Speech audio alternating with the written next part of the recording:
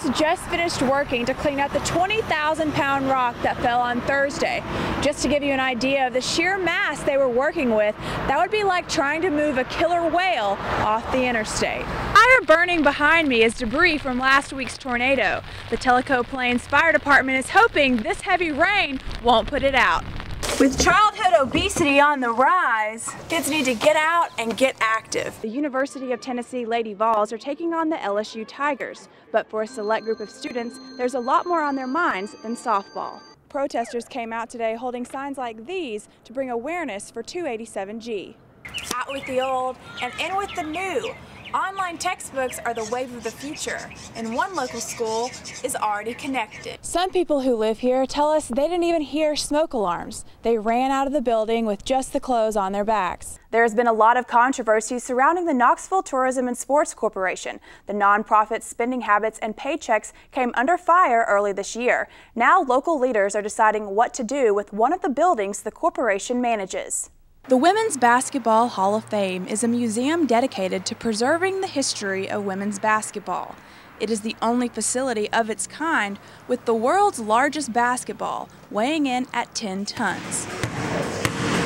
Knoxville has been the home of the Women's Basketball Hall of Fame for over 15 years, but its future is in jeopardy. Knox County Mayor Tim Burchett says the building isn't something the government should run. Taxpayers pay $150,000 each year to maintain the building, so the county has put it up for sale. Dana Hart is the Vice President and General Manager of the Hall of Fame. I want to make sure that the Hall of Fame stays in Knoxville because I think this is the place for it to be. It is, one of the hotbeds and one of the best places for women's basketball in the nation. The Knoxville Tourism and Sports Corporation manages the Hall of Fame and is currently undergoing several changes. And we are in the process of separating those two entities, KTSC and the Hall of Fame or the SMI board. So that is the process with everything that has taken place in the news recently. 30,000 visit the Hall of Fame each year and come for reasons outside of basketball. We do a variety of events here at the Hall of Fame. We do private events, which would include anything from sorority fraternity functions, corporate events, board of director meetings, any kind of after-hour community events like that. But we also do the NCAA Fast Break education programs.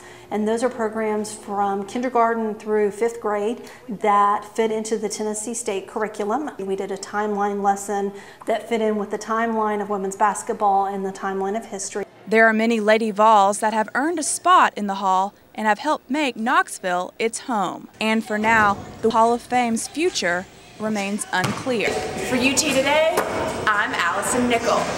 And one of UT's many construction projects is finally seeing some real progress. We'll give you an inside look into the construction of Sorority Village homes. Morgan Hill Sorority Village has been on the minds of University of Tennessee sorority women for over 10 years.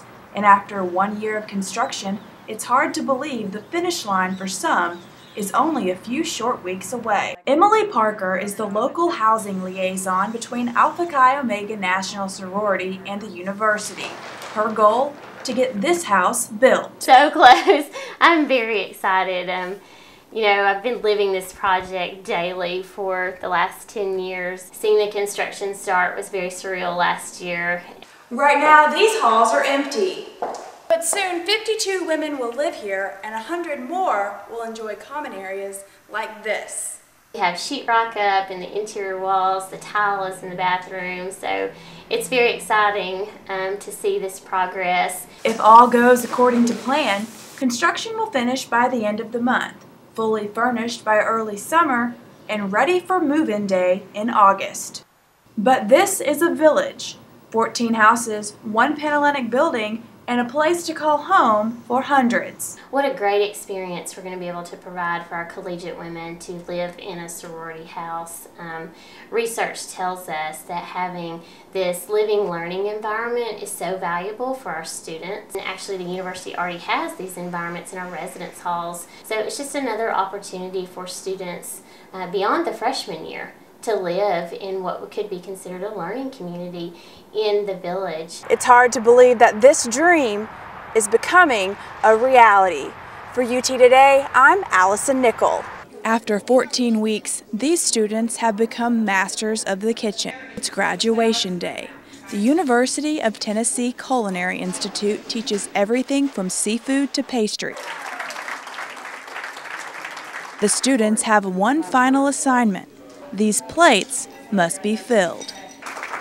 Friends and family gather to celebrate their graduation and taste their achievements. Seva Crimes is a graduating culinary student who is looking towards her future.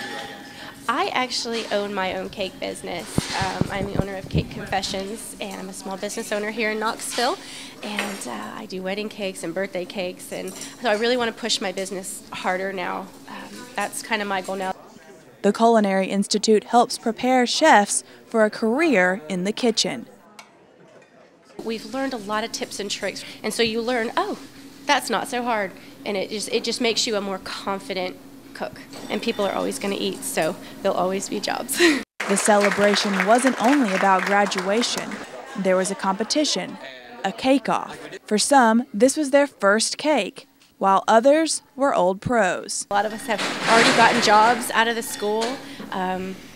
Market Square, we started our own businesses, so everybody's planning on doing something related to the culinary world. You might taste their work at a local restaurant here in Knoxville. For UT Today, I'm Allison Nickel.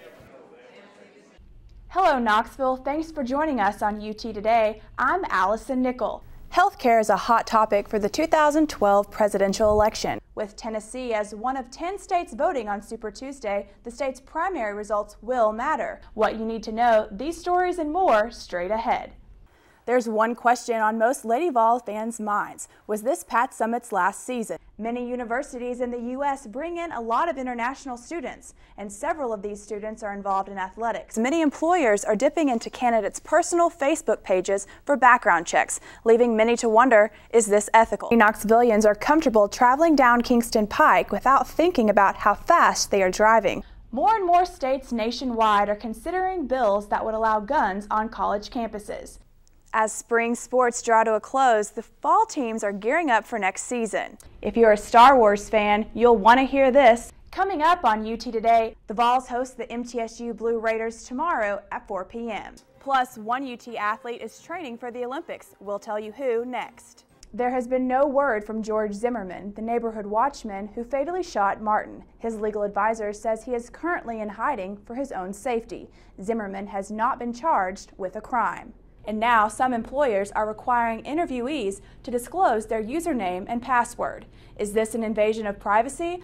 The 32,000 square foot building and its property are worth a whopping $9.3 million. Knox County leaders say if the property were sold, its profits would go towards paying off the county's $1 billion debt. This November, the 3 college students will compete for their districts in the general election. And with that, we end UT Today. Join us next week for more news. Thanks for watching. I'm Allison Nickel.